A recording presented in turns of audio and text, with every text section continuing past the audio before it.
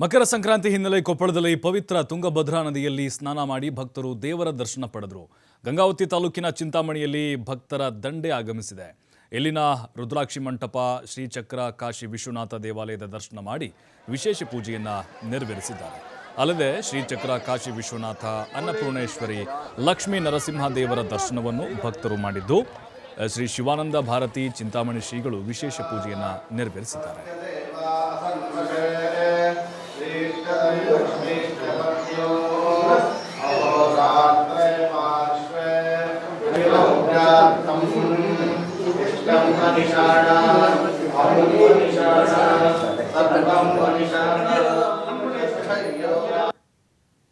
ಏನು ಇದೇ ವಿಚಾರಕ್ಕೆ ಸಂಬಂಧಪಟ್ಟಂತೆ ನಮ್ಮ ಪ್ರತಿನಿಧಿ ನಾಗರಾಜ್ ಒಂದು ಚಿಟ್ಚಾಟ್ ಮಾಡಿದ್ದಾರೆ.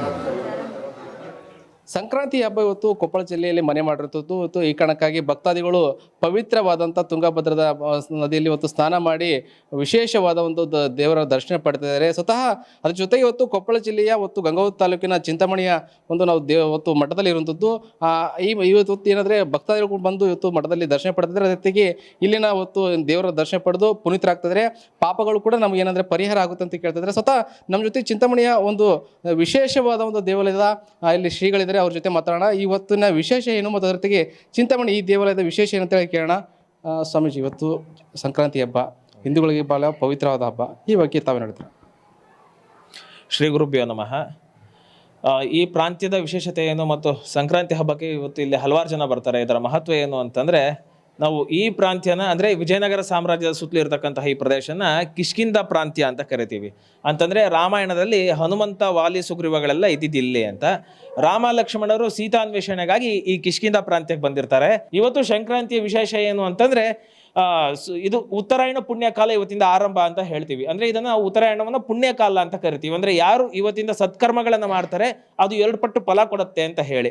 ಹಾಗಾಗಿ ರಾಮಚಂದ್ರನು ಸೂರ್ಯವಂಶಕ್ಕೆ ಸಂಬಂಧಪಟ್ಟವನು. ಇದು ರಾಮಗುಹೆ ಆದ್ರಿಂದ, ರಾಮಪಾದ ಸ್ಪರ್ಶ ಆದ್ರಿಂದ ಇವತ್ತು ಅನೇಕ ಜನ ಭಕ್ತಾದಿಗಳೆಲ್ಲ ಈ ಕ್ಷೇತ್ರಕ್ಕೆ ಬಂದು ರಾಮಗುಹೆಯ ದರ್ಶನ ಮಾಡಿ ಅಲ್ಲಿ ಕೂತು ಒಂದಿಷ್ಟು ಕಾಲ ರಾಮಚಿಂತನೆಯನ್ನು ಮಾಡಿ ತೆರಳುತ್ತಾರೆ. ಮತ್ತೊಂದು ಇಲ್ಲಿನ ವಿಶೇಷತೆ ಏನು ಅಂತಂದ್ರೆ, ಶಂಕರ ಭಗವತ್ಪಾದಾಚಾರ್ಯರ ಶಿಷ್ಯರಾದಂತಹ ಚಿಂತಾಮಣಿ ಸ್ವಾಮಿಗಳು ಇಲ್ಲಿ ಕಾಶಿ ವಿಶ್ವೇಶ್ವರನ್ನ ಪ್ರತಿಷ್ಠಾಪನೆಯನ್ನು ಮಾಡ್ತಾರೆ. ಈ ಕಾಶಿ ವಿಶ್ವೇಶ್ವರನ ಮತ್ತೊಂದು ವೈಶಿಷ್ಟ್ಯತೆ ಏನು ಅಂತಂದ್ರೆ, ಈ ಲಿಂಗದ ಮೇಲೆ ಶ್ರೀಚಕ್ರ ಇರತಕ್ಕಂಥದ್ದು. ಶ್ರೀಚಕ್ರ ಅಂತಂದ್ರೆ ಶಿವ ಮತ್ತು ಶಕ್ತಿ, ಅಂದ್ರೆ ಪ್ರಕೃತಿ ಮತ್ತು ಪುರುಷ, ಇಡೀ ಜಗತ್ತಿನ ರಹಸ್ಯ ಅಡಗಿರ್ತಕ್ಕಂಥದ್ದು, ಇಡೀ ಜಗತ್ತಿನ ಸೃಷ್ಟಿಯ ಶಕ್ತಿ ಅಡಗಿರ್ತಕ್ಕಂಥದ್ದು ಶ್ರೀಚಕ್ರದಲ್ಲಿ. ಹಾಗಾಗಿ ಇಲ್ಲಿ ಶಿವಲಿಂಗದ ಮೇಲೆ ಶ್ರೀಚಕ್ರ ಇದೆ ಮತ್ತು ಶಿವಲಿಂಗದ ಹಿಂಭಾಗದಲ್ಲಿ ಸಾಕ್ಷಾತ್ ಅನ್ನಪೂರ್ಣೇಶ್ವರಿ ದೇವಿ ಇದ್ದಾಳೆ. ಹಾಗಾಗಿ ಇದು ಶಿವಕ್ಷೇತ್ರವೂ ಹೌದು, ಶಕ್ತಿ ಕ್ಷೇತ್ರವೂ ಹೌದು ಮತ್ತು ರಾಮ ಬಂದಂತಹ ಕ್ಷೇತ್ರವೂ ಹೌದು. ಹಾಗಾಗಿ ಇದು ಹರಿಹರ ಮತ್ತು ದೇವಿಯ ಸ್ಥಳವಾದ್ರಿಂದ ಇದು ಅದ್ವೈತ ಸಿದ್ಧಾಂತವನ್ನು ಹೇಳ್ತಕ್ಕಂಥ ಸ್ಥಳವಾಗಿದೆ. ಹಾಗಾಗಿ ಇಲ್ಲಿ ಶಿವನೂ ಇದ್ದಾನೆ, ಪಕ್ಕದಲ್ಲಿ ಲಕ್ಷ್ಮೀ ನರಸಿಂಹಸ್ವಾಮಿಯ ಗುಡಿಯೂ ಇದೆ. ಪ್ರಾಚೀನ ಕಾಲದಲ್ಲಿ ಇಲ್ಲಿ ವೇದಗುಪ್ತ ಅಂತಕ್ಕಂತಹ ಒಬ್ಬ ಬ್ರಾಹ್ಮಣನಿಗೆ ಲಕ್ಷ್ಮೀ ನರಸಿಂಹಸ್ವಾಮಿ ದರ್ಶನ ಕೊಟ್ಟಿದ್ದ ಅಂತ ಹೇಳಿ ಪ್ರತೀತಿಯೂ ಇದೆ. ಹಾಗಾಗಿ ಇಲ್ಲಿ ಶಿವನೂ ಇದ್ದಾನೆ, ನಾರಾಯಣನೂ ಇದ್ದಾನೆ, ರಾಮನೂ ಇದ್ದಾನೆ, ಅನ್ನಪೂರ್ಣೇಶ್ವರಿ ದೇವಿಯೂ ಇದ್ದಾಳೆ. ಹಾಗಾಗಿ ಇವತ್ತು ಈ ಉತ್ತರಾಯಣ ಪುಣ್ಯ ಕಾಲದಲ್ಲಿ ಎದುರುಗಡೆ ಇರತಕ್ಕಂತಹ ತುಂಗಭದ್ರಾ ನದಿಯಲ್ಲಿ ಸ್ನಾನ ಮಾಡಿಕೊಂಡು ಶಿವನಿಗೆ ಅಭಿಷೇಕವನ್ನು ಮಾಡಿ ಪರಮಾತ್ಮನ ದರ್ಶನ ಮಾಡಲಿಕ್ಕೆ ಅಂತ ಇವತ್ತು ಹಲವಾರು ಜನ ಬಂದಿದ್ದಾರೆ. ಇವತ್ತಿಂದ ಅರ್ಥಾತ್ ಉತ್ತರಾಯಣ ಪುಣ್ಯಕಾಲ ಏನು ಆರಂಭ ಆಗುತ್ತೆ, ಇವತ್ತಿಂದ ನಾವೆಲ್ಲ ದಾನಾದಿಗಳನ್ನು ಹೆಚ್ಚೆಚ್ಚು ಮಾಡಬೇಕು ಅಂತ, ದೇವತಾ ಕರ್ಮಗಳನ್ನು ಹೆಚ್ಚೆಚ್ಚು ಮಾಡಬೇಕು ಅಂತ ಹೇಳಿ ಒಂದು ಪ್ರತೀತಿ. ಆ ನಿಮಿತ್ತ ಇವತ್ತಿಲ್ಲೆಲ್ಲ ಜನ ಸೇರಿದ್ದಾರೆ. ಅಷ್ಟೇ ಅಲ್ಲ, ಈ ಪರಂಪರೆಯ ಮತ್ತೊಂದು ವೈಶಿಷ್ಟ್ಯತೆ ಏನು ಅಂತಂದ್ರೆ, ಇದನ್ನು ಯೋಗಪೀಠ ಅಂತ ಹೇಳಿ ಕರೀತಾರೆ. ಇಲ್ಲಿ ಏನು 30 ಜನ ಯತಿಗಳಾಗೋದ್ರು, ಅದರಲ್ಲಿ ಬಹಳ ವಿಶಿಷ್ಟವಾದಂತಹ ಶಕ್ತಿ ಇದ್ದವರು ಸಚ್ಚಿದಾನಂದ ಸ್ವಾಮಿಗಳು ಅಂತ, ಅವರು ನಾಥ ಪರಂಪರೆಯಿಂದ ಬಂದವರು ಅಂತ ಹೇಳಿ.